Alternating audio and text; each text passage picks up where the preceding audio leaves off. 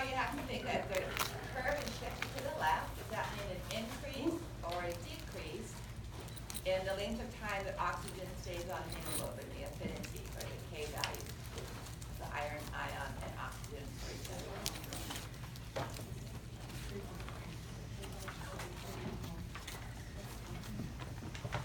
So if you look at shifting the curve to the left, it takes less oxygen dissolved in the plasma to keep 50% of the hemoglobin saturated. Okay? Does that mean that hemoglobin, iron and hemoglobin and oxygen have a higher affinity to each other or a lower? A less amount. So a higher affinity is correct. So think about the chair I drew on the board. The oxygen is going to sit in that chair longer. It's not going to slide off as easily. So all those factors cause that to happen except for one of them. Increases the affinity, so that's not.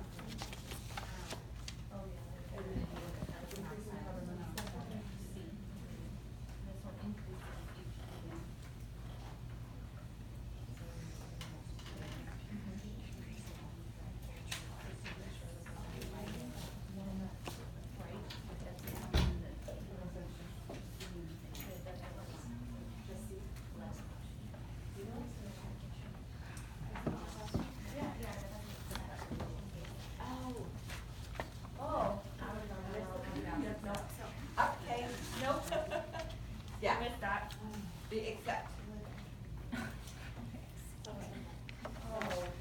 Everything up there increases the affinity. Okay, causing the curve to be shifted to the left, except for one item, which would cause it to be shifted to the right. Wait, no, fetal is to the left. Hello. Another way I could say it is, which of the following would cause the curve to be shifted to the right? Right, yeah. We might have got that a little bit better. Too early in the evening or too late in the day? Too late Too late in the day. And the semester. You did your best already, is that what you're telling me? I did actually today. I Yes.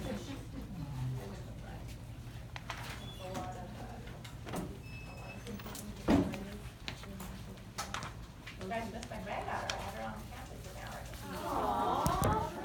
She could have at least stayed and said hi. I know, but then I would have had to hold her in my arms. And then, yeah, I would Is have. it A? Because fetal hemoglobin Yeah, what do they doesn't have call that. Yeah, right, crawl. Not yet. Her daddy went to bed. So she was number one yesterday in the popularity view contest or Maybe just A. running crawling race at Sacramento Meeting State Saturday night. Yeah, well, the race is Saturday night, so just Sunday. The race I is don't know. Sunday. It was up when I got And so, a week ago Tuesday, we opened it up for people to turn into videos. So we're trying to turn theirs in on Wednesday. And she was the first place yesterday morning. But her dad posted last night that another child had, by like 1,500 points, and another child had gotten 500 points or views or whatever activities in 5 minutes. So it's like. That seems fraudulent. They hired some, But I don't know how they choose. They have more than one baby, obviously. You don't have to be number one, whether they just, the They have staff a bunch of chooses. them. Yeah, there's usually, I think, at least 15 or so. Yeah. So I don't know if it's the top 15 of that, or whether you just vote and then, but the staff chooses their own, I'm not sure. I don't know. All right, anybody want more time on this question? So everything on here causes the curve to shift to the right, except for one item. I'm asking, what is the one item that causes the curve to shift to the left?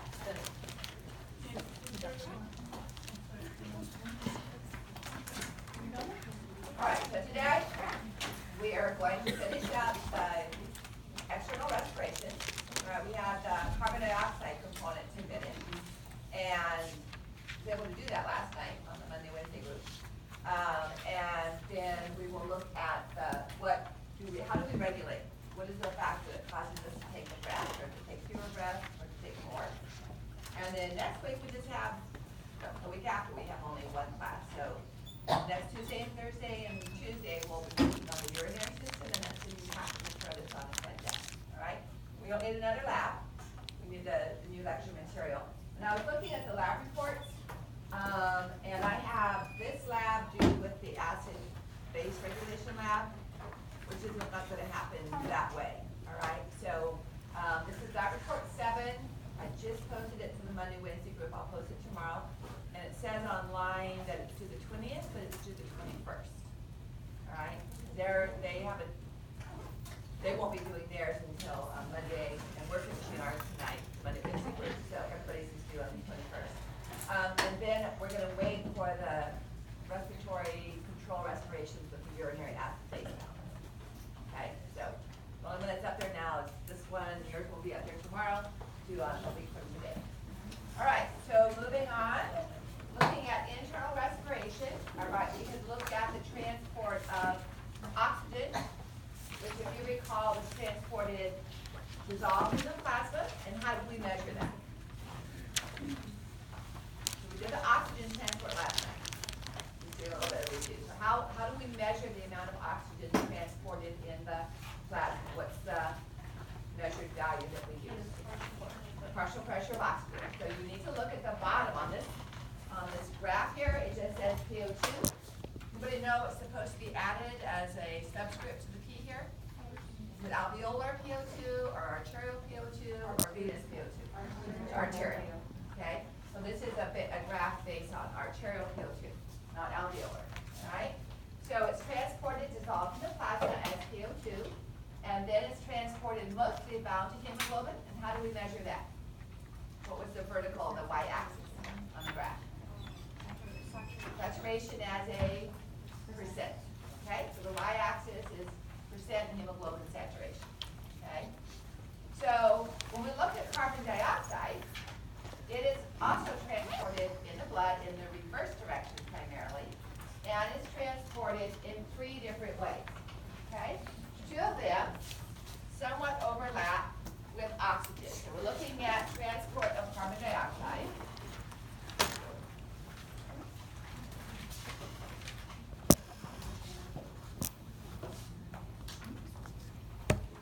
So first of all, where does carbon dioxide come from? The cells, through what process?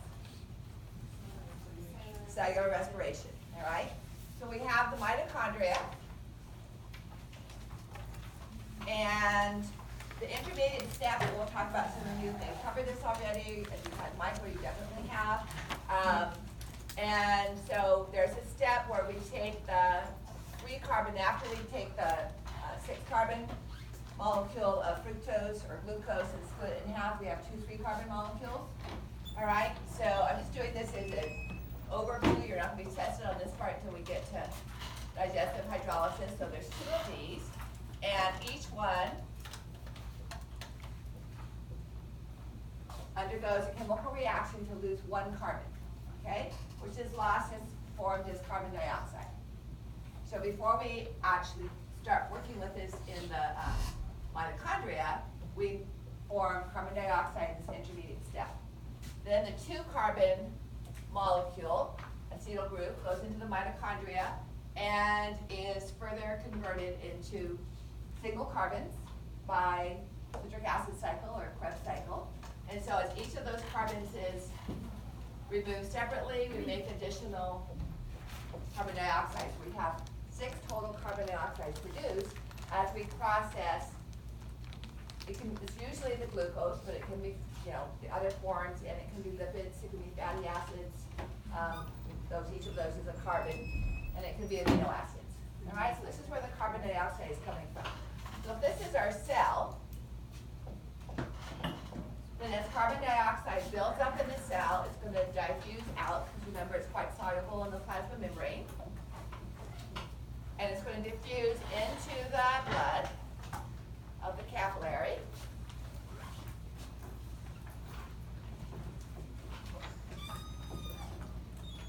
And as it diffuses into the blood, it's going to cause the PCO2 of blood to increase. Okay?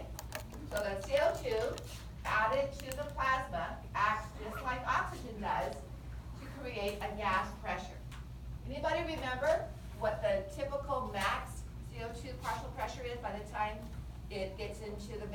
transported to the lungs. 45, all right? So when we get to the lungs, the PCO2 is equal to, and this would be venous PCO2 because it's leaving the tissues, is equal to 45 millimeters of mercury, all right? But that's only one way of transport. That's the way we would measure it as a gas. Okay, this looks like a really complicated with all the numbers, but it's essentially what I've written up on the board here. Just administer the tissues into the blood. It forms a maximum PCO2 of 45. That's what's going to get to the heart. That's what the pulmonary arteries are going to receive from the right ventricle. And it's what's going to go into the capillaries that are serving to flow around the alveoli. All right? So while the oxygen is moving into that capillary blood, the carbon dioxide is moving out into the alveoli. Okay? So, if we draw the alveoli up here,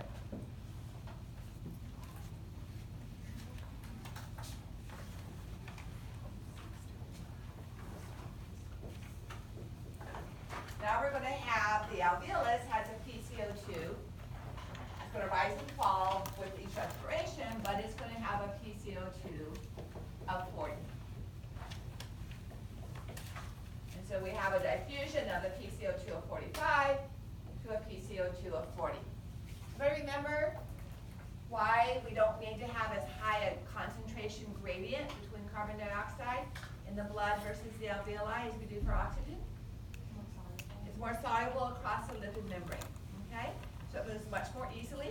The membrane, the respiratory membrane is less of a barrier, okay? So, one way of transport, all right? But you can see at the top, 3 to 10% of the carbon dioxide is transported that way. So not a large amount. Then we also have it, let's go to number 2 here. We also have it bound to hemoglobin, but it's not bound to the iron component, all right? It's bound to the protein component. So in the red blood cell, remember we have our iron. We have 4 of them. And let's make the center one black, so it's down to the protein. So that's the globin, okay? So carbon dioxide is going to attach to the protein component of the hemoglobin. Now it no longer acts as a gas. So while it's bound to the protein component of hemoglobin, it's not contributing to gas pressure. But we don't really measure the saturation of hemoglobin with carbon dioxide, okay? Now, as we talked about with our oxygen dissociation curve, as carbon dioxide, remember one of the factors that shifted it to the right was the presence of carbon dioxide bound to hemoglobin, okay? So, as oxygen, as the hemoglobin loses its oxygen, it's able to carry more of the carbon dioxide and vice versa. Carbon dioxide binding to hemoglobin causes oxygen to come off.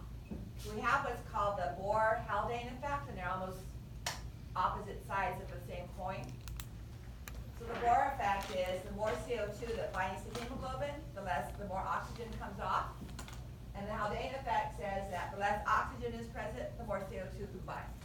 So they're reverses of each other, all right? Can you repeat those? Let me just go back to the slide where I had the discussion. I thought I had repeated it. I duplicated it. So here's the Bohr effect, okay? So as carbon dioxide binds to hemoglobin, it has a less, or the hydrogen ions as well, it has less affinity for oxygen, so it's going to shift the curve to the right.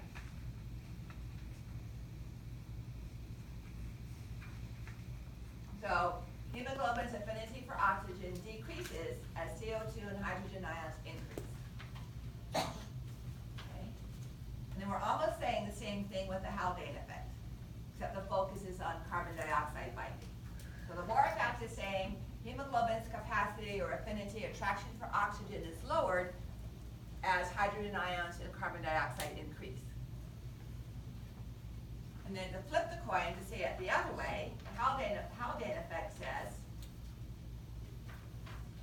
almost the same thing, but it focuses on carbon dioxide binding.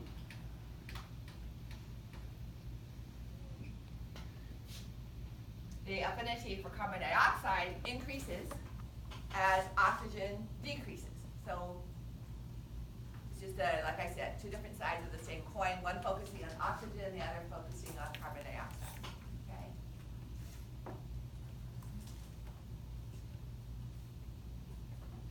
So just a little bit more of CO2 is carried down to the protein and hemoglobin that is dissolved in the blood. So basically take 30% and split it, more of it, a little bit more going to the bottom of the hemoglobin, a little bit less dissolved in the blood. And then, should be a 3 up here. The vast majority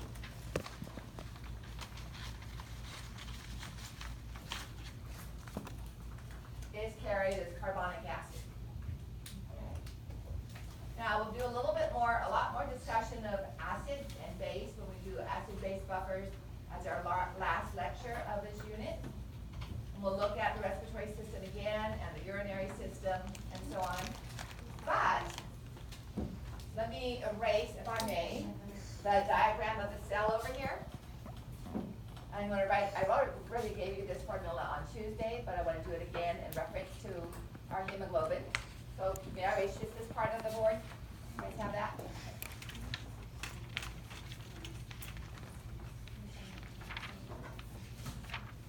So the equation that I'm going to write on the board, the chemical activity takes place both in the plasma and in the red blood cell. Okay? So with that as in reference, and it's a simply balanced equation. Carbon dioxide, a single molecule of carbon dioxide, plus a single molecule of water, has a reversible reaction to form carbonic acid. Okay? So this is our molecular formula for carbonic acid. Plasma is water, right? It has water, mostly water, plus the proteins. So when we have our carbon dioxide dissolved in the plasma here, it is interacting with the water. And then when the carbon dioxide diffuses into the red blood cell, it's also reacting with water. Okay? So this equation here, we're going to have carbon, let me write it in blue. We're going to have carbonic acid forming in the plasma, and we're going to have carbonic acid forming in the red blood cell. Most of it is going to form in the red blood cell prior to its binding to the protein. Anybody know the reason why? There's a whole lot more water in the plasma, and yet most of our carbonic acid is formed in the red blood cell. It's due to the presence in the red blood cell of this enzyme.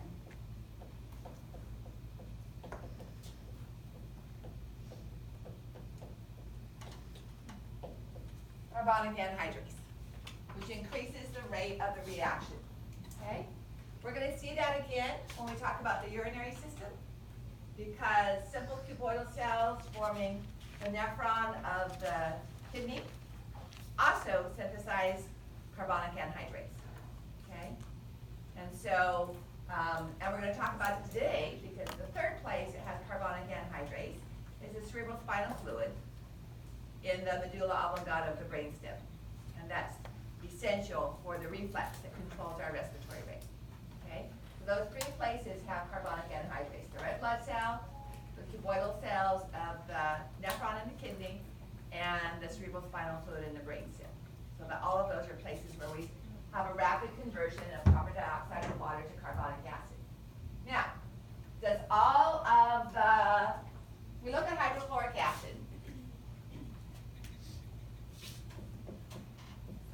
When hydrochloric acid is in solution, meaning in water, it just about dissociates dissociates completely into hydrogen ions and chloride. So it donates one free hydrogen ion for every molecule of hydrochloric acid, all right? What about carbonic acid? If we look at carbonic acid, same thing. It releases one molecule of carbonic acid, releases one hydrogen ion.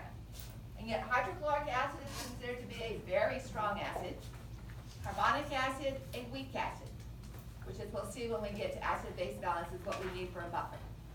So if each of these releases one hydrogen ion, why is one a weak acid and one a strong acid?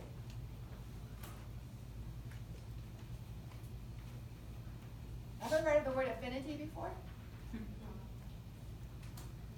So carbonic acid, the bicarbonate, has a higher affinity for that hydrogen ion than the chloride does.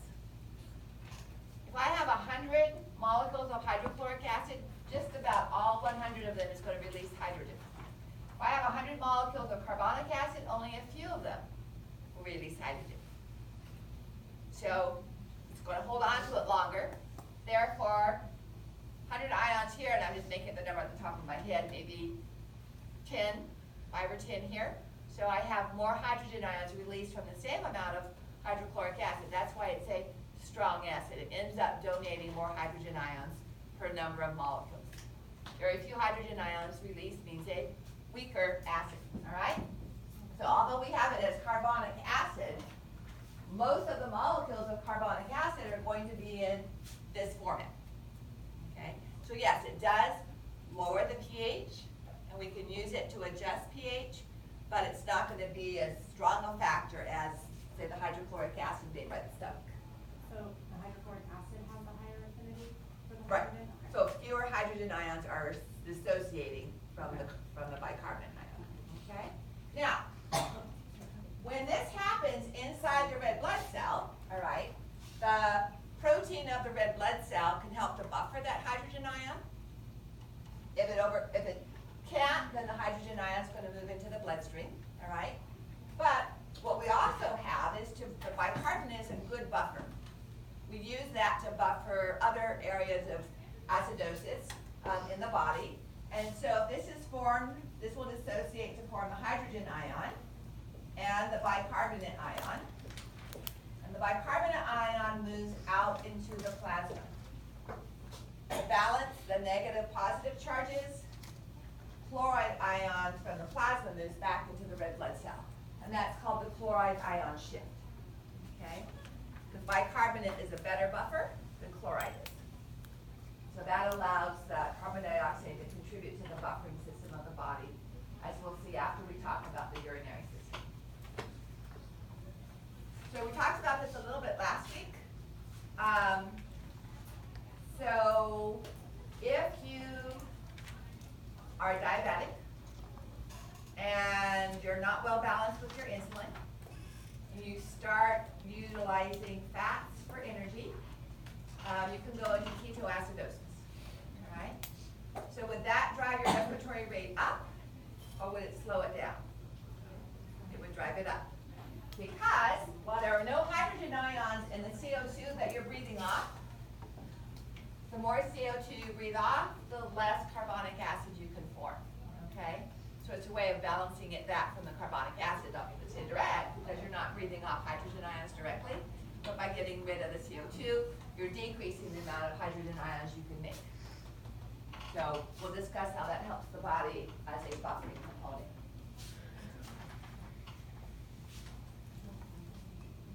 So this is just, you have this in your PowerPoint, it's just a bigger picture than what I drew on the board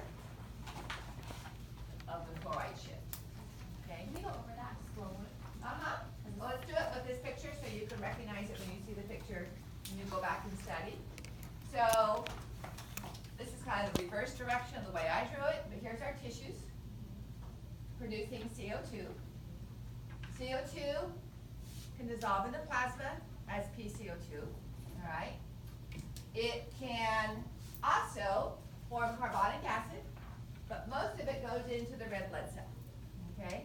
By building up pressure, gas pressure in the plasma, it ends up going into the plasma. Now, some of that will bind to the hemoglobin. an ion, but the protein of the hemoglobin, forming carbaminoglobin, about 10 to 15%. Then we have, inside the red blood cell, carbon dioxide plus water. Here we have the carbonic anhydrase. We don't have that in the plasma. So more of the carbonic acid is going to be produced in the red blood cell than directly in the plasma. So now we have carbonic acid, and some of it, this formula makes it look like all of it does, but only some of it actually completely dissociates into hydrogen ion and bicarbonate. All right, the bicarbonate ion leaves and goes into the plasma where it can buffer other hydrogen ions, either made by this reaction or by other sources of hydrogen ions, such as the ketoacidosis, or the hydrogen absorbed from your stomach in digestion, whatever other sources of hydrogen ions we have. To balance the loss of that negative charge, chloride moves from the plasma into the blood, into the red blood cell, okay? Because we need to balance our charges. So that exchange of bicarbonate ion for chloride ion out of the red blood cell is the chloride shift. Into the plasma. Yeah, so that just makes the bicarbonate ion available as a buffer for other hydrogen ion sources that the body may provide. So it's another additional buffering. Anybody know what a good buffer does? Yes. What's next? 3 days before we talk about the acid-base balance. A buffer is either a weak acid or a weak base, because a strong acid is always going to release hydrogen. A strong base, like sodium hydroxide, is always going to accept hydrogen. A weak acid or a weak base can do either. It will accept hydrogen if hydrogen ion concentration goes up high and the acidity is very, very low, or it can give off hydrogen when the pH is too high, and it will help to lower it. So a weak acid or weak base, it can either accept or donate a hydrogen. That's what a buffer does. It can help either direction, okay? Strong acids or strong bases only go one way. But a good buffer, a weak acid or weak base can go either direction, all right? So, a little ahead of ourselves here, but I'll just remember that you already know this by the time we get to it. So if we have a situation where there are too many hydrogen ions, the bicarbonate ions that are in the blood that we just talked about will pick up some of those hydrogen ions, and the drive will be in this direction to remove hydrogen ions from solution. So this is what happens when the blood or the tissue fluid is acidic. Bicarbonate ions pick up hydrogen and form carbonic acid. If the blood or the urine or the tissue is too basic, pH is too high, then the reverse happens. Carbonic acid dissociates to form a bicarbonate ion and a hydrogen ion, adding hydrogen ions to the solution. So this is driven by the levels of hydrogen ions, okay? It's whatever the body needs to maintain pH, and it's concentration driven. It's the numbers that drive it. We don't have to have a hormonal signal or a neurotransmitter signal. It does it based on the numbers. So that's what we're going to cover in our acid-base discussion. But this is one of the sources.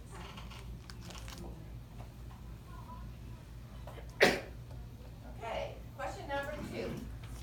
Review from Thursday. And this is, I covered this indirectly. You need to read the question and look for one keyword. Okay? Damage to neurons in the brain after a stroke can lead to the buildup of the neurotransmitter glutamate. This is how the neurons are actually damaged. It's not specifically the lack of oxygen, but the increase in glutamate. The increase in glutamate causes the cell to increase calcium. That damages the mitochondria by increasing reactive oxygen species. And this will subsequently lead to which of the following types of hypoxia? It's kind of confusing because a stroke causes hypoxia itself, just the lack of oxygen from the blood flow. From that lack of oxygen, we get further mitochondria. That's the key word, mitochondria. Alright? So when the mitochondria cannot use the oxygen, even though there's plenty of it, what do we call that type of hypoxia? We talked about it Tuesday, but we talked about it with a specific poison, okay? But that poison still damaged the mitochondria. So histotoxic is when the oxygen is available to the cells, but the cells can't use it because the mitochondria are unable to process it. So what did we call the type of hypoxia where it was potassium cyanide that damaged the mitochondrial enzyme? Remember? Histotoxic. Okay? So no matter if it's potassium cyanide or it's the reactive oxygen species that damage the mitochondria, there's nothing wrong with the amount of oxygen in the air. There's nothing wrong with the exchange across the alveoli. There's nothing wrong with binding it to hemoglobin. Nothing wrong with the transport. The blood vessels or the heart are working just fine. The only thing is the cells can't use it. Okay, because they're damaged. And when the cells are damaged, when the tissue is damaged, that's where the histo comes from. Tissue. Okay? So hypoxic hypoxia is when the oxygen is not available to the blood, either because there's not enough in the air that you breathe, or because there's a problem with the respiratory membrane. Okay?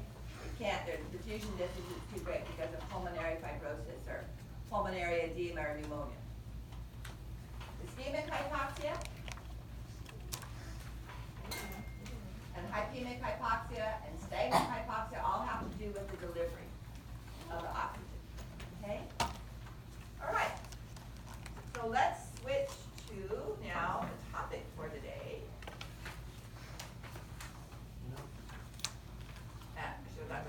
This was a half marathon that I did last year. Remember that? I remember it well. That was what I didn't train for. Okay. So you're going to see this set of charts on questions on the quizzes. Okay, they've been on the, I've used them in exams before, so this is normal. And we're looking at pulmonary function test. We're looking at compliance, all right? This is FEV1, and this is just a regular pulmonary function test. And this is compliance, okay? So here's normal compliance. Would this be high compliance or low compliance? High. Notice how long it took. That's low compliance, okay? So with that in mind, we'll talk about it more. Which of these images best illustrates respiratory distress syndrome in a preemie?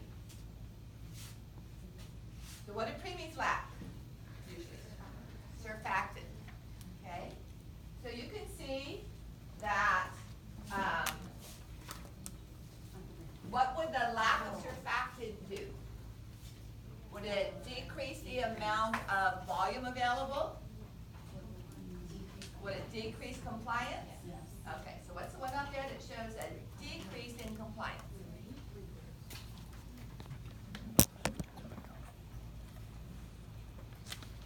Now this is small just because it's a baby, okay?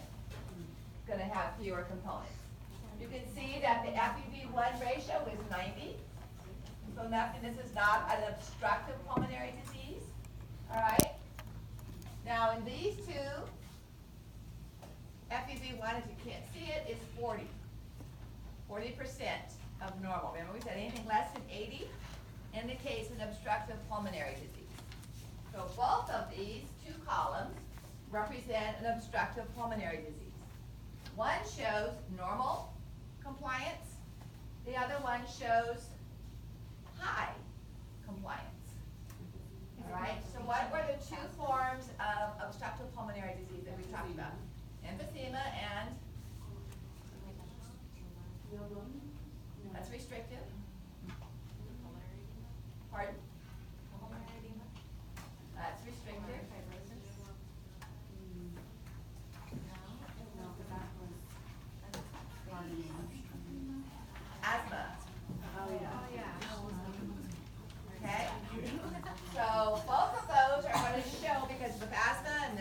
very difficult to move the air through, the narrowed airway. So both of those are gonna show a low FEV1 ratio, all right? One has normal compliance, the other has high compliance. So which one, 2 or 3 do you think is gonna be the emphysema? I'm sorry, 1 or 2? This is normal, so 1 or 2. Which one's gonna be the emphysema? 2, because it shows the high compliance because emphysema destroys alveolar walls, all right? And they expand easily, but it's hard to collapse them. So for both of them, it's hard to move air out. Asthma's form a problem is primarily the airway itself. Emphysema has both the airway, but primarily the alveoli lack of volume. So both of these have high residual volume, as we have with an obstructive pulmonary, and low FEV1 ratio. So these two are the most characteristic chest pulmonary function changes in obstructive pulmonary diseases. Low FEV1 ratio and high residual volume because it's so difficult to get the air out. It remains in the lungs, all right? But asthma's gonna have normal, nothing wrong with its alveoli, it's gonna have normal compliance, and emphysema is gonna have high compliance because of the destruction of its alveolar walls. Okay.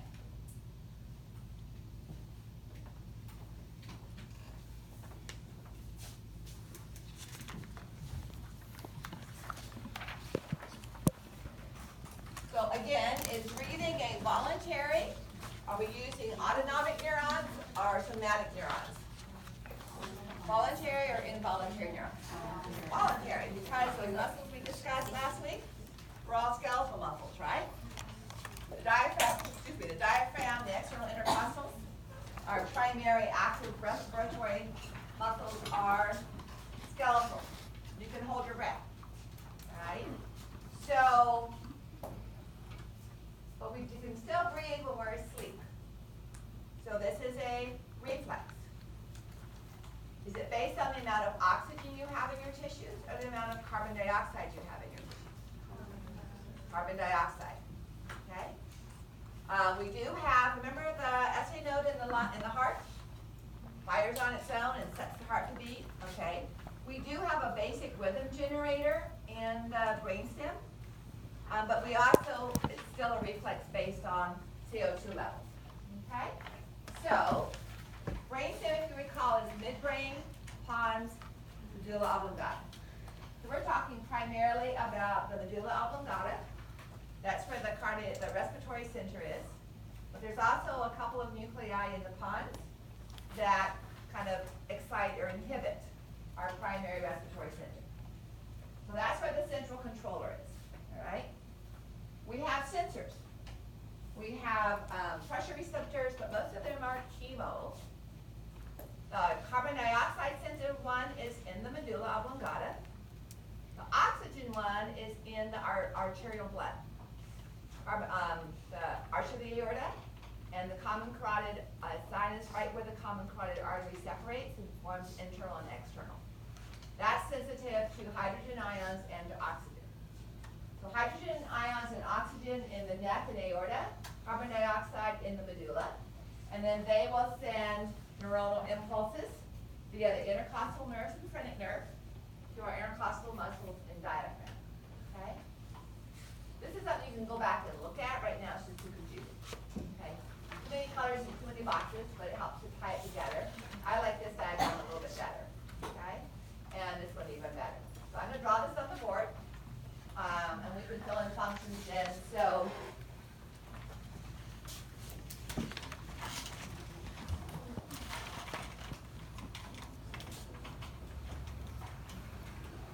we're gonna put cerebral hemispheres up there. That's both the frontal lobe and our emotional centers, all right? And then we have the midbrain, the pons, and the medulla. And this would be the fourth thing, okay? Which overlaps both pons and medulla. And that's where we find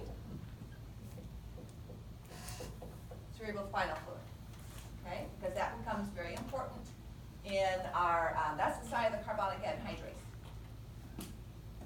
which is necessary. Put that in parentheses.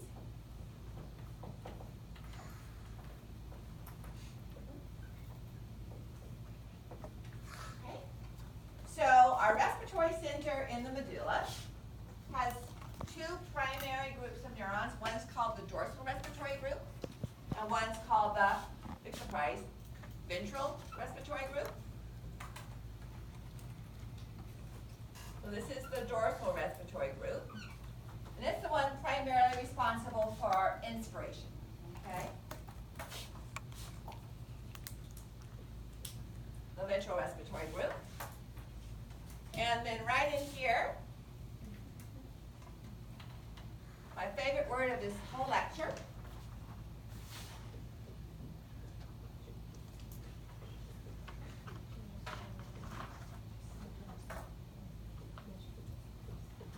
pre-Botzinger complex. Where is that in the, So BOT, where is it? Is it in, it's right up here. in the same full Yeah, circle? it's in the, so this is all the respiratory center of the medulla, okay?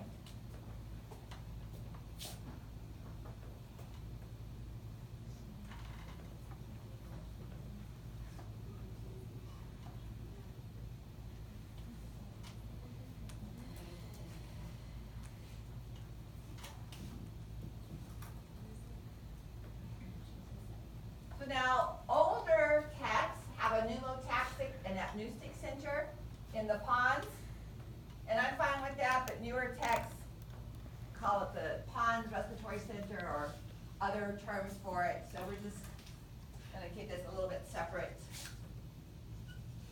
Anybody know what apneustic means? Not breathing, cessation of breathing.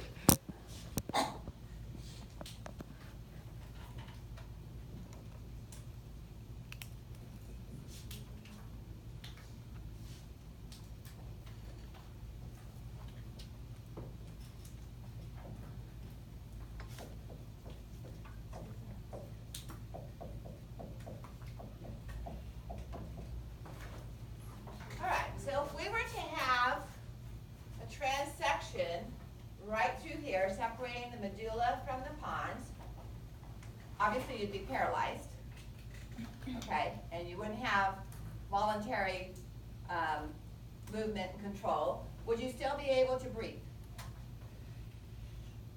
Yes, because you would still have your respiratory center, okay? It would be very deep and irregular, but you'd still be breathing, okay? I don't know if you remember me telling the class from last semester about Marianocephalic babies. Remember, one of my last weekends to work as a labor and delivery nurse, we had a woman come in through the ER, hadn't had any prenatal care. She was in labor, and the OB doctor had been called to the ER center up for admittance.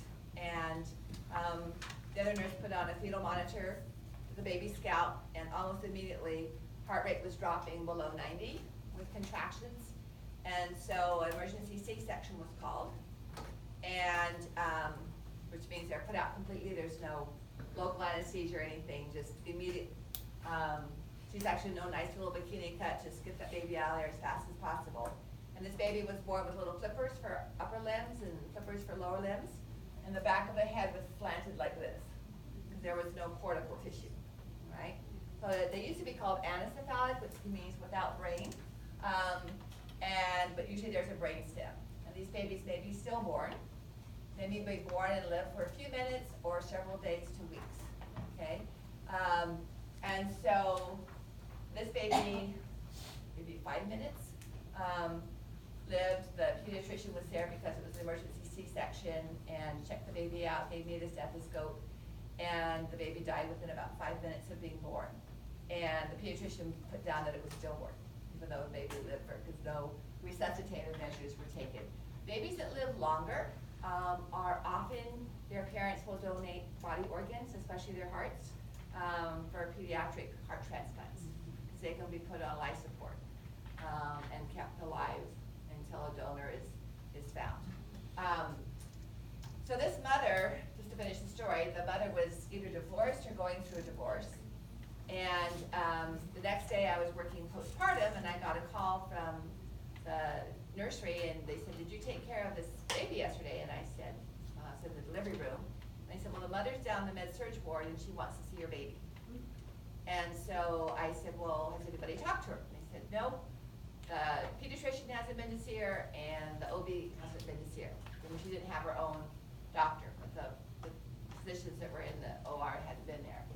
So I went to the morgue and we have baby blanket warmers, took out one of those and picked up the baby from the morgue and took it back to her room. And her aunt was there and I held the baby all wrapped up in the blanket so you could just see his face. And they kind of talked a while and they were talking about which side of the family the baby looked like and so on. And then the mom said, well, I was told that I'd given birth to a monster.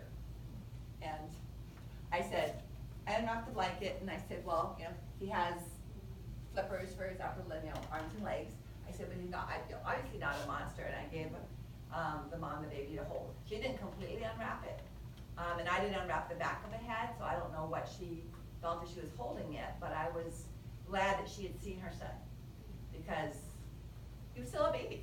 You know, it wasn't whatever monster that she had imagined.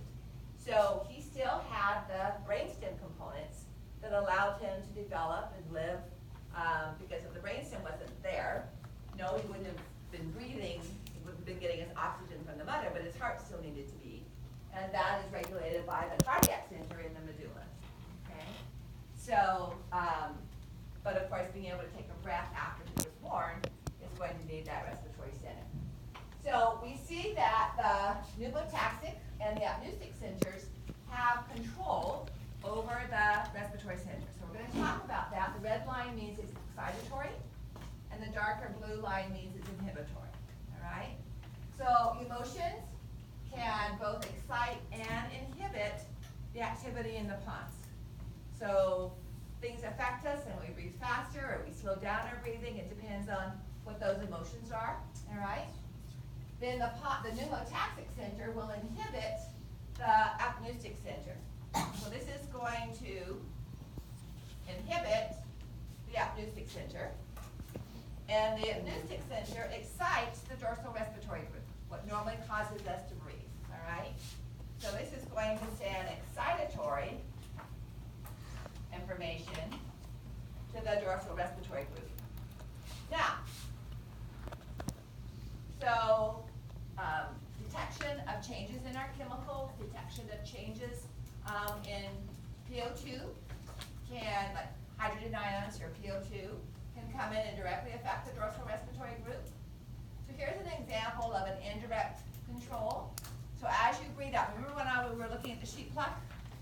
And we were trying to expand it, and I said if we connected it to the, if we had air available through our gas valves, we could pop those alveoli by putting so much air in. Well, we have stretch receptors in the walls of the outer surface of the lung tissue that inhibits you from overexpanding and blowing your alveoli by pulling in too much air.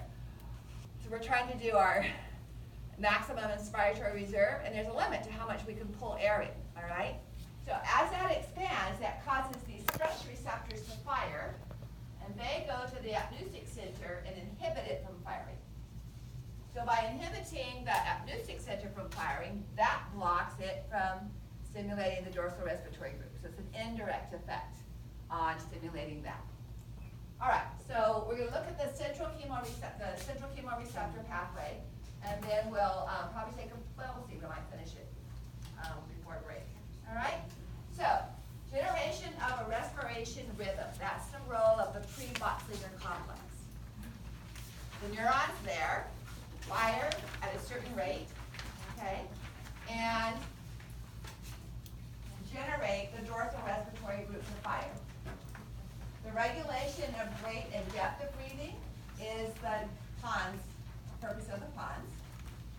And then modification is where we get our reflex, okay? So here's the pre-Boxlinger complex. And it's just anterior and superior to our dorsal respiratory group. I'm not going to have you label it. It's not going to be part of the lab thing to label that, but that's, I'm not worried about the Boxlinger complex, just the pre-Boxlinger complex. And so it fires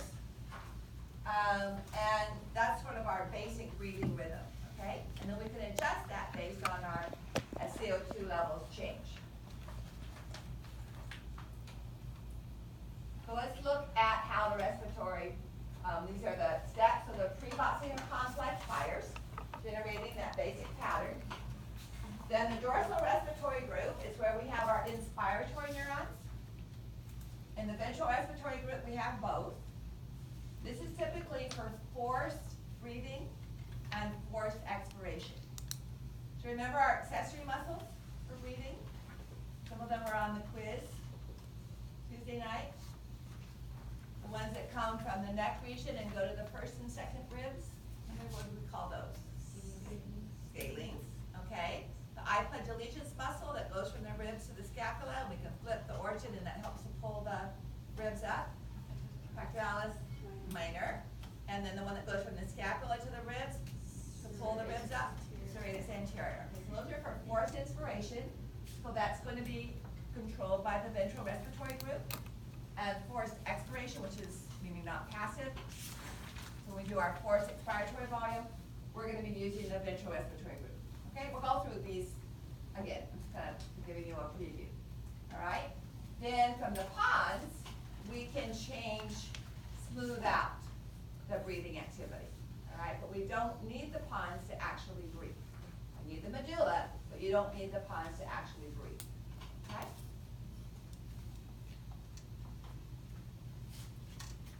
So this we can come back to because it's kind of doing a summarizing effect, but what I want to look at here is starting that breathing with the ramp effect. So dorsal respiratory group, that's our major component to triggering breathing, all right? So that's going to fire, those neurons are going to be activated because of the pre-Botzinger complex. It is inspiration, okay? So when you take in a breath, using your external intercostals and your diaphragm, the dorsal respiratory group is firing, all right? So you breathe in. Don't forcefully breathe in, just take a breath, kind of what you think your tidal volume is going to be, like we do for lab, and then expire. Passive, right? So when the dorsal respiratory group neurons fire, we breathe in. When they stop firing, that's passive expiration. So that's what we do over and over for tidal volume. Dorsal respiratory group fires, dorsal respiratory group stops firing. Tidal volume. So this is what is called the ramp effect. Dorsal respiratory group fires, it fires more and more and more. As it fires more and more and more, we're using more of the muscles, otherwise we just So to continue that breathing in and the lowering of the diaphragm, we have to increase the stimulus of those neurons in the dorsal respiratory group. Then they stop firing, and as the muscles relax, this is where we're doing our expiration. Notice how inspiration is shorter than expiration.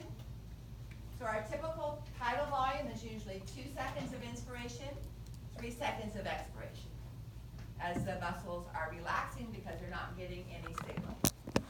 So the dorsal respiratory group, Is triggered by the pre-Botzinger complex. and then the ramp effect. And the ramp triggered effect by is the the dorsal respiratory group, yeah.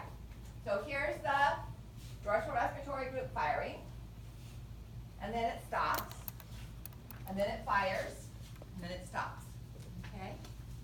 So if we were looking at this on the BioPack, we typically see inspiration, expiration, inspiration, expiration, and so the downslope is usually a bit longer than the upslope, right?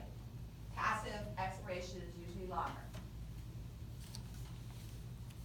So here's the cycle of the dorsal respiratory group.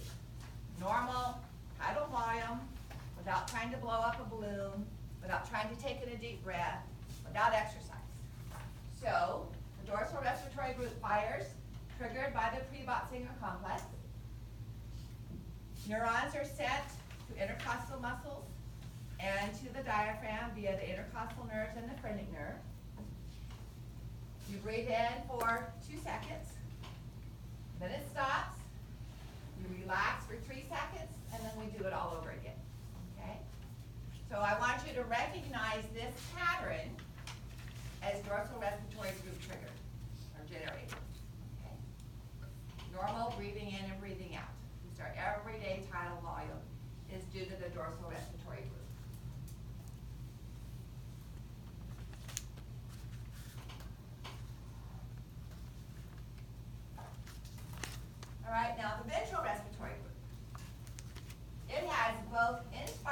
inspiratory neurons and expiratory.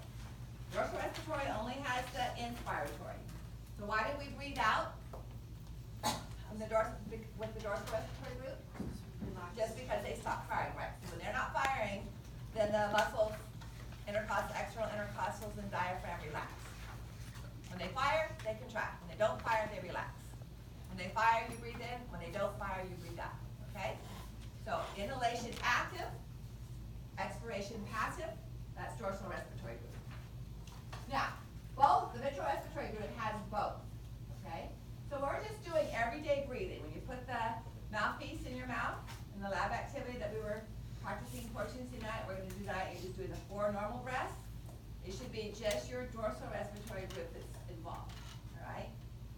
Now, if you are breathing to figure out your inspiratory reserve, so the directions are to breathe normally for 5 breaths, in and out, and then it says, taking as deep a breath as possible.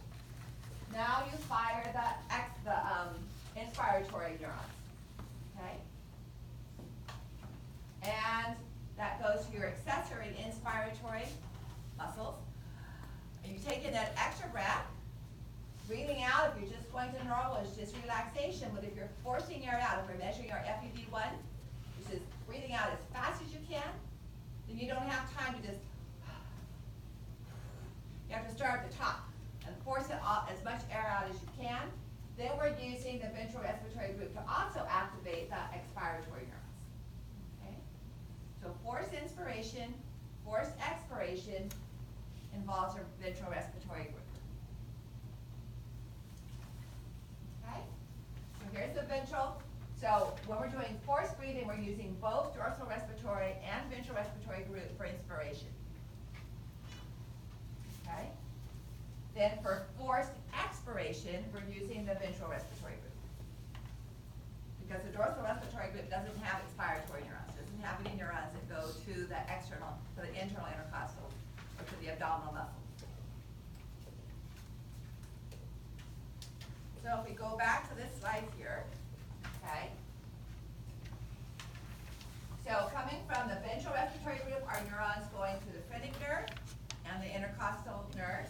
Coming from the ventral respiratory group, neurons going to the intercostal nerves, because those do both internal and external muscles, and going to the abdominal muscles. Okay? So I know the words on there are complicated and the diagrams are complicated, but what I just said is what I want you to know. Okay? And you can do it summarized on these boxes.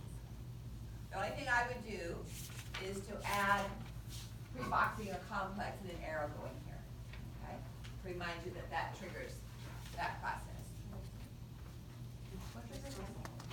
So the pre-boxing or complex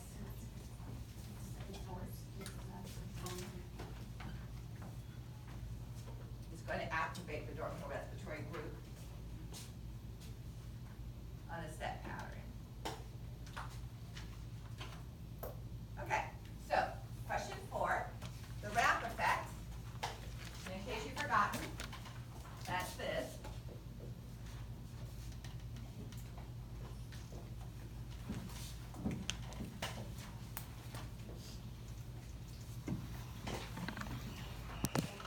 So that's associated with inspiration and dorsal respiratory group, inspiration and ventral, expiration and dorsal, or expiration and ventral. And the diagram on the board should help.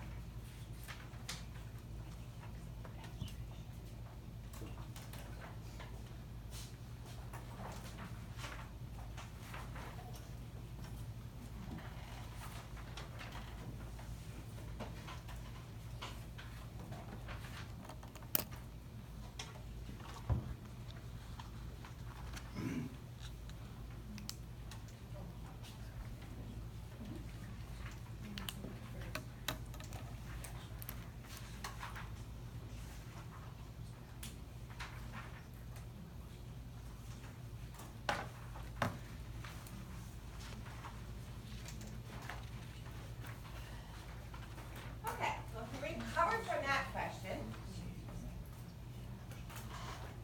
let's do a contest. Let's see how long you can hold your breath.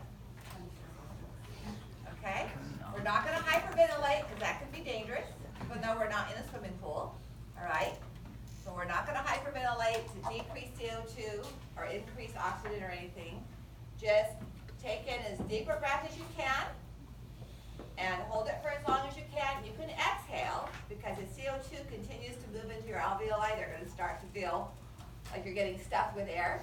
So you can exhale, but you can't breathe in. Okay? Does that make sense? All right. So whenever you want to look at your phone or the clock or whatever, I'll say start, and then when you give up, put your hand up. Okay? All right. So 15 seconds. You can do some practice breathing in and out if you want to flush those alveoli.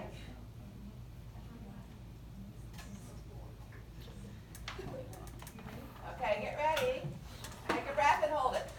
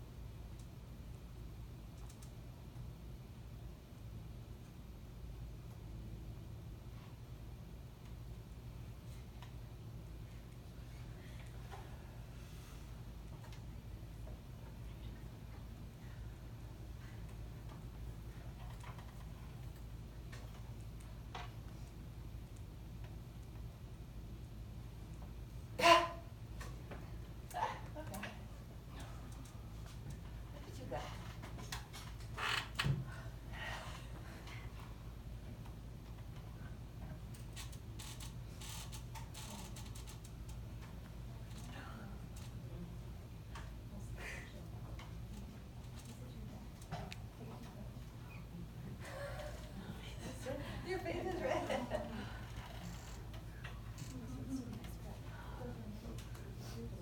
You still believe that?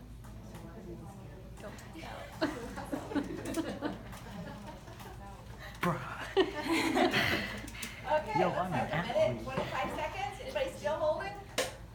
Okay. Now, what was it that made you take a breath? Lack of oxygen? Lungs filling up with CO2? Blood filling up with CO2? Hydrogen ions building up? What do you think? Yeah, we decided to, that was right. You could have held your breath for 2 more hours, right? But you chose to take a breath. All right, so let's take a look at what's called the central chemoreceptors, okay? So in the medulla and pons, just above the dorsal respiratory group, which is important because of its proximity to the dorsal respiratory group, we have, come back to this, so skipping ahead, we'll come back to the other part here. We have the cerebrospinal fluid in the fourth ventricle, okay? In the fourth ventricle are neuron receptors. These are called chemoreceptors. They are sensitive to hydrogen ions. So hydrogen ions will bind to the chemoreceptors in the lining of the fourth ventricle. And these are hydrogen ion chemoreceptors. Now, capillary blood has been involved, flowing by the tissues.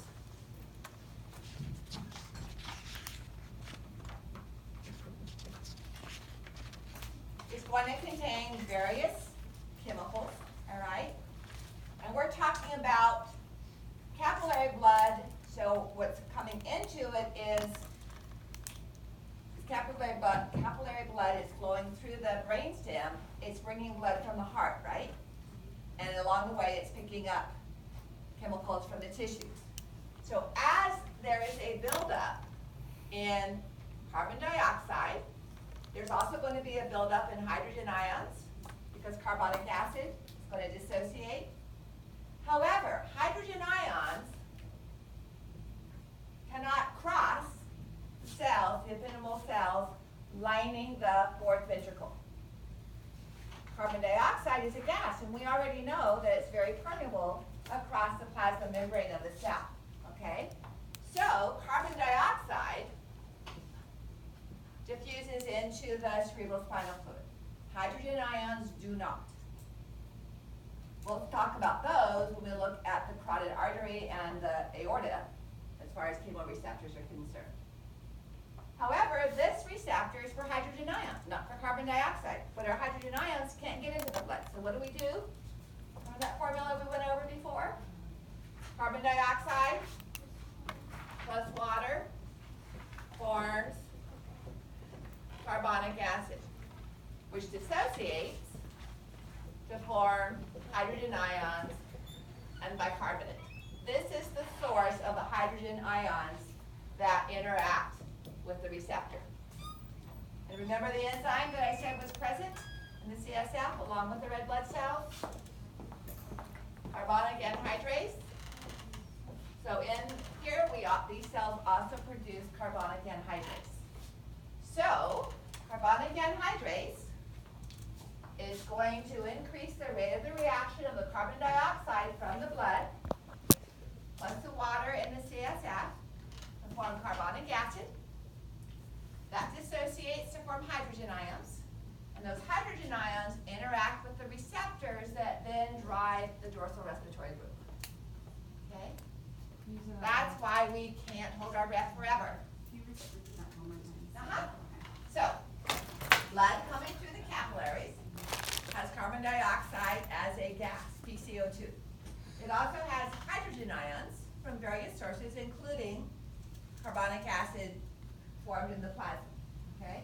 But those hydrogen ions cannot cross the barrier. And we'll see this in the kidney where hydrogen ions can't cross certain cells. The gas can. So the gas, the carbon dioxide, moves into the cerebrospinal fluid, interacts with the water of the CSF. That chemical reaction is increased by carbonic anhydrase, the same enzyme that we found in the red blood cells, made by the ependymal cells lining the ventricle. That forms carbonic acid, which dissociates to form hydrogen ions. And it's those hydrogen ions that become the source of the increase in hydrogen ions that bind to the central chemoreceptor. All right, so indirectly, carbon dioxide is responsible for nose fire. What are the cells lining the? Do you remember from Bio 430, these cells are shaped like this?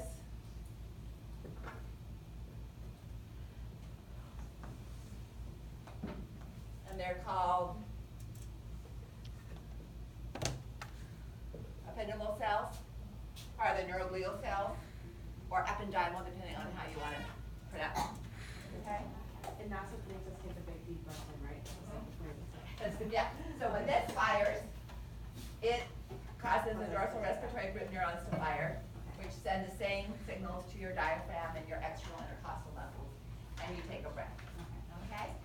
So, I said I wasn't going to have you hyperventilate. You can do this at home where you're sitting on the floor. Okay? So, hyperventilation is deep, rapid breathing, with the emphasis on deep. So you're blowing, the more important thing is you're blowing off CO2 rather than taking in oxygen. So it's getting rid of the CO2 that allows you to hold your breath longer. Okay? Because as you get rid of CO2, you're going to have fewer hydrogen ions forming from the fewer numbers of carbon dioxide molecules, and that takes longer for that to build up in your CSF and then force you to take a breath. So the reason you took a breath was gradually, as you were holding your breath, the CO2 is building up in the blood, crossing here, making more carbonic acid, making more hydrogen ions. Until finally, although you were mentally inhibiting this, so we were sending down inhibitory neurons to here from our cerebral cortex, finally that was overridden by the central chemoreceptors. Okay? This often causes children to drown in swimming pools and even some adults. So about 18 years ago, I was watching the news and a group of police academy, either graduates or new new police officers were at a public pool, and they were trying to see how long they could hold their breath. And about 10 of them at the same time lost consciousness underwater. And although the news didn't say so, I told my husband they hyperventilated first. And they were lucky that there were other people around standing on the side of the pool watching, all right? Because what happens? You breathe off your CO2, you lose your drive to breathe, but you also faint because you breathed off oxygen as well. And so you're unconscious. And what's gonna happen first? Are you gonna get oxygen and become conscious, or are you gonna build up CO2? You're gonna build up CO2 before you become conscious. There's no oxygen source that is available to our lungs since we don't have gills. And so while you're unconscious, the drive to breathe kicks in, and you inhale water, okay? And yeah, you stand underwater a long time, but it doesn't help if you're inhaling the water while you're unconscious. My dad, when he was in college, they were trying to start a club for paramedic interest or whatever, and so he was asked to perform a stunt during college hour, and he'd just been playing soccer, and one of his friends had taken a hit on him, but he was fine.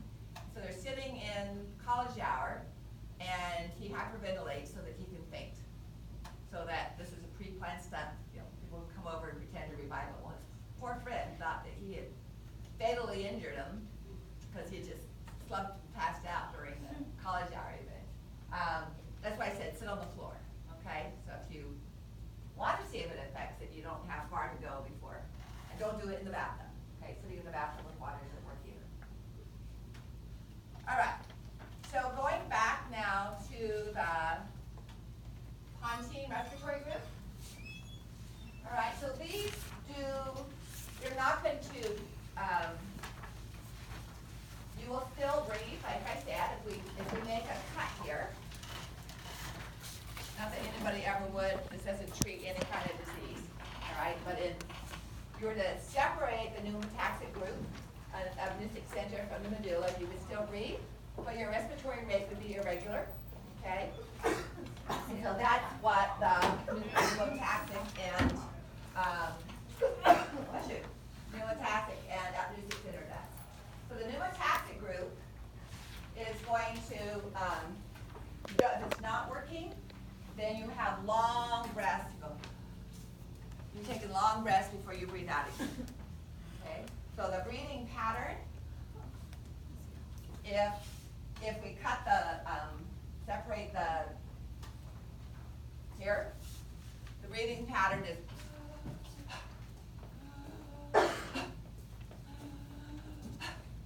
so it flips. Normally inspiration is short and expiration is longer, and it flips that.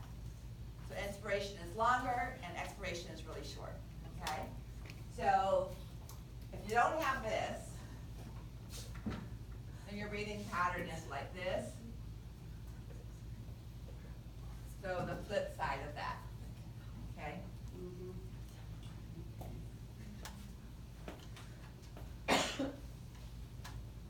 The apneutic center keeps you breathing, all right?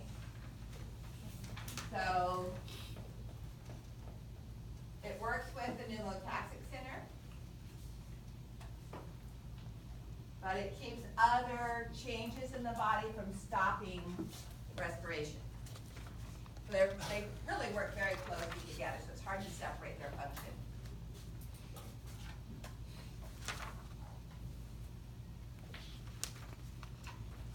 Then I have this diagram that shows, so if we cut off, separate between the medulla and the spinal cord, you stop breathing, okay? This is why if your spinal cord is damaged, falling off a horse, jumping into a shallow river, breaking your neck, anything above C3, which is where the phrenic nerve starts, you need immediate respiratory support, okay? Because without the medulla, or anything between the medulla and the C3, any transection in this area, is going to result in no breathing at all, okay?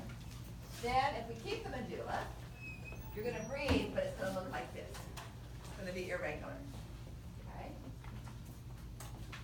And then if we have the, ponds where we have the apneutic center, then you're gonna have slow, deep breathing, with that rapid breathing in and, long breathing in and rapid gas. And then if you have all the ponds and the medulla, then you have normal breathing. Eupnea means normal breathing, okay? So don't worry about the vagus cut or not cut, just this column right here, okay? So if you have pons and medulla, normal breathing. If you have only the lower pons, then it's gonna be, deep with rapid, expiration. And if you have only the medulla, it's gonna be irregular, okay? But you're still at least gonna get oxygen.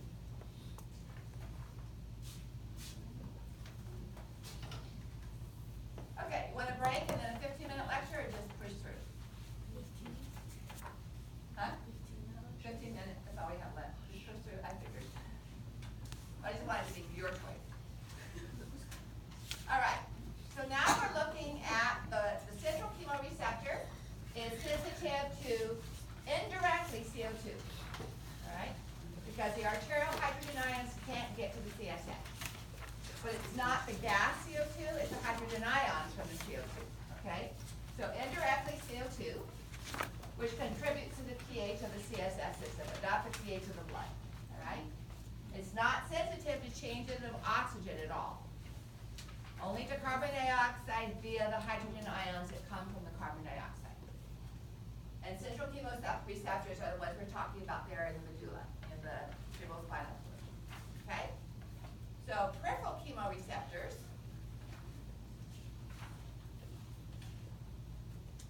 are in two places. They're in the carotid artery, in the carotid sinus. So this would be internal and external, and where they branch, there's a little bit of a swelling there. And the receptors for that are picked up, may I erase the board? No, I'm just drawing this on the board. The receptors for that are picked up by the glossopharyngeal nerve.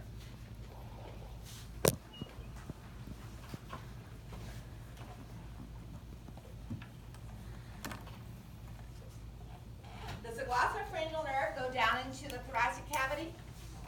No. So what's going to pick up the chemoreceptor activation at the aorta? What's the only nerve to leave the head? Vagus. Okay?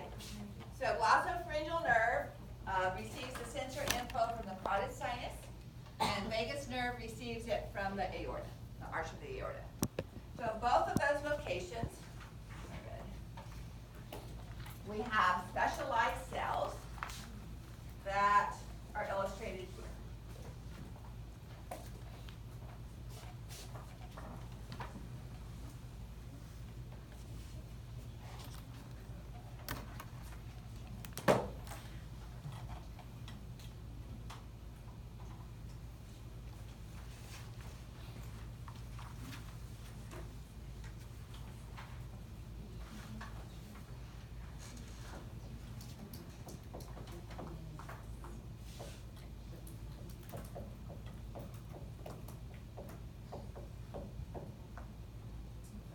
And so this is the group of cells. They're called a glomus cell. And it's back to chemistry of the neurons. All right, so remember with the heart, when we review the neuron component. So when we look at this cell, we have a plasma membrane. And we have various ion channels, all right? So we have the potassium channels are normally open.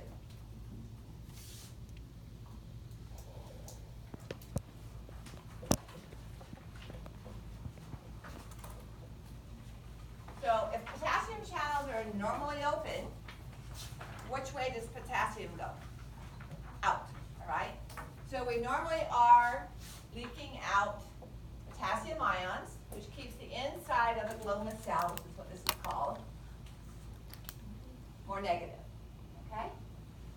As oxygen levels in the aorta or in the common carotid artery, so essentially arterial blood, we're looking at arterial flow here. oxygen levels drop, remember our central chemoreceptors have nothing to do with oxygen, okay? So as oxygen levels drop, that causes potassium ion channels to close. So what's going to happen to the number of positive ions inside the cell? They're going to go up, all right? So as those go up, positive ions increase. In other words, the cell is depolarizing. Normally, we depolarize a cell by adding sodium, okay? Here we're depolarizing by keeping potassium. As the cell depolarizes, it opens voltage-gated calcium channels. We saw that with the neurons at the synaptic gluton. We saw it in heart muscle and skeletal muscle, okay? So as the cell reaches the threshold, as these positive ions increase, they reach the threshold potential of these voltage-gated calcium channels. And calcium enters in the cell, all right? Now remember the synaptic gluton, the entries of calcium that bound to synaptotagmin, which allow the synaptic vesicles to fuse and release neurotransmitters. Same thing is happening here, all right?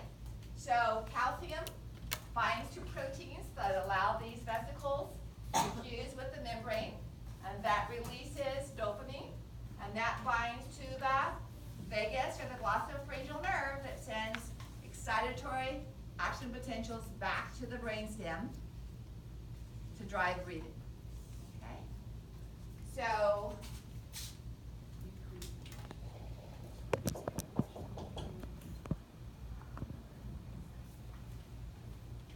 dopamine is released because calcium binds to these vesicles, and then it binds to either glossopharyngeal or vagus neuron receptors. Okay? Now, peripheral chemoreceptors then are sensitive to oxygen and to hydrogen ions. Remember the hydrogen ions in the capillary blood didn't do anything at the central chemoreceptors because they couldn't cross the barrier? Here, they don't have to cross the barrier. Okay? How would hydrogen ions work? They're a positive ion, right? So as hydrogen ions increase the number of positive charges outside the cell, are positive charged potassium ions more likely to leave or more likely to stay? Stay, because they're going to be repulsed by the positive charges that are already out there, okay? So both low oxygen affecting the shape of that as well as the positive charges are going to cause excitation, opening of the voltage-gated calcium channels, which, like in the synaptic gluton, allow the vesicles to fuse, and then that allows the dopamine to be released. Okay? I don't know, the dopamine is attaching or affecting the. It's binding to ligand-gated channels on the dendrite, well, not the dendrite, but the receptor surfaces of the glossopharyngeal and vagus nerves.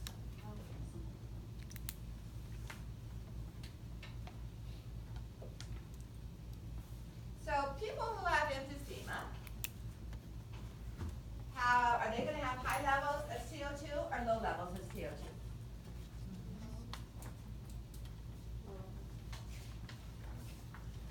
High or low? High, because they have a difficult time breathing out, right? And as their alveoli fill up with CO2, they expand because they have a hard time. So they have a chronically high level of CO2 in their blood because they're not able to breathe it all out. And so their central chemoreceptors actually adapt to the higher levels of CO2. And they then rely on oxygen levels dropping to trigger their breathing. Okay? Now, as a paramedic, anybody in here trained as a paramedic, or the rules kind of shift? And I don't know, I think now that it's not standard practice, but for a while it was standard practice that if you had an emphysema patient or COPD, severe COPD, that had a heart issue, had a heart attack, and you knew that they were at severe COPD, you wouldn't give them oxygen More than 3 liters. because, is that the current? Yeah. Okay, because that drives, they would stop breathing on you, okay? Because they would detect that oxygen and they would shut down their reflexes for breathing. So it's 3 liters? Okay. What's the standard? 2. Okay. So you probably still, the reason I didn't even know about this until a while ago, a student of mine, probably in the late 90s, a student of mine said that their dad and their grandfather had had a heart attack. And when the paramedics showed up and knew he was emphysemic, they wouldn't give him oxygen. But if you read about it, it kind of, I read both sides. So it's a standard, you don't go higher than. Great. Okay. All right, so if you have a decrease in arterial CO2, all right, it has to drop less than 60 to cause this glomus cell to fire. All right, 60 PO2, that's pretty low. So let's say you're recovering from surgery and your oxygen sat drops to 80. They're gonna give you supplemental oxygen via a mask or a cannula, but that's not gonna stimulate your glomus cells and the arterial blood to fire. Okay, so it has to drop below 60. It's not sensitive to PCO2 except for the hydrogen ions.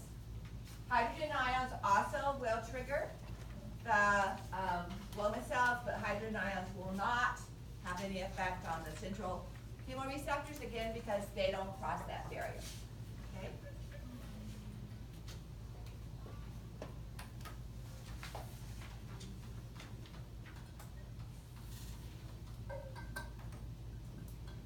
Are we done for? Yes.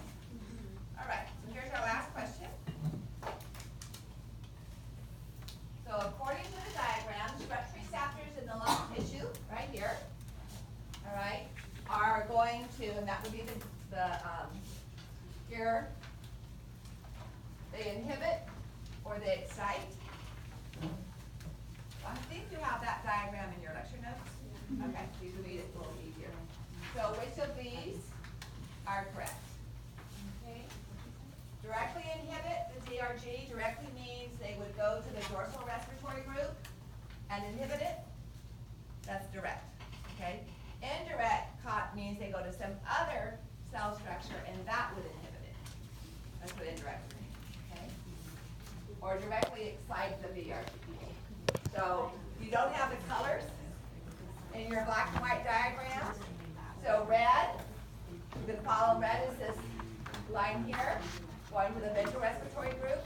So that's excitatory.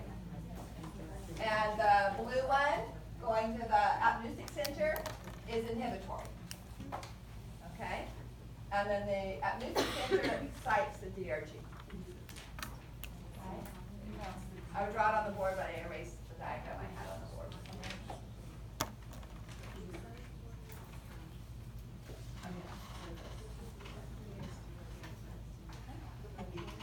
So does it directly do anything to the DRG? No. So it doesn't even go to the DRG. So it's not going to do anything directly to the DRG. All right, what does it do to the VRG?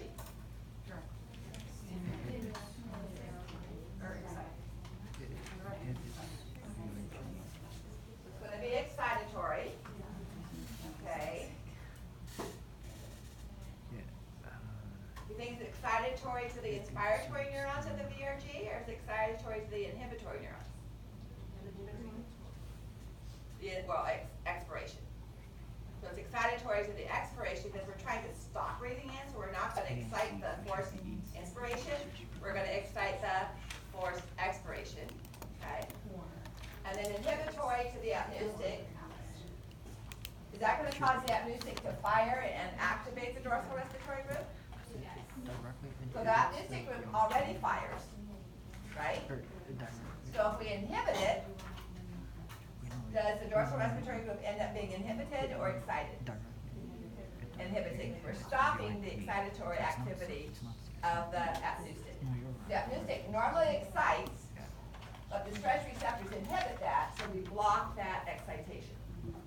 Okay, so indirect. It's not directly inhibiting the DRG, but it's doing it indirectly by activating the apneusic group. Okay? It's a matter of following the arrows. Okay? So what we don't want to do is breathe in anymore, right? We've overstretched. That's what causes the stretch receptors to fire, is we've reached the point of the lungs are going, okay, this is the maximum stretch. So we So we need to inhibit the dorsal respiratory group, which are only inspiratory neurons. But we can see that we don't go directly to the dorsal respiratory group. So what we do is we stop the apneutic from encouraging inspiration, and we excite the expiratory neurons of the VRG. Does that make sense? Yes. Okay? Just kind of have to follow which is plus, which is negative, and yeah. Which is why I made it a quiz question for you. Kind of be forced to think through that. Okay. Will we be at the end? So why don't you take a break until 11:25?